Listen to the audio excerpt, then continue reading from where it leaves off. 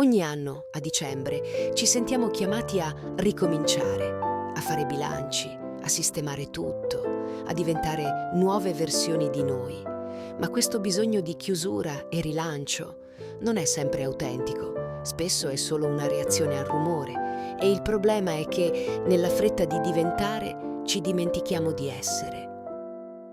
Non ti serve un altro anno nuovo, non ti servono 10 obiettivi, non ti serve una versione potenziata di te. Quello che ti serve è una presenza più vera, un modo diverso di esserci, magari più lenta, magari più silenziosa, magari solo tua. Questo non è il momento di rincorrere, è il momento di rientrare.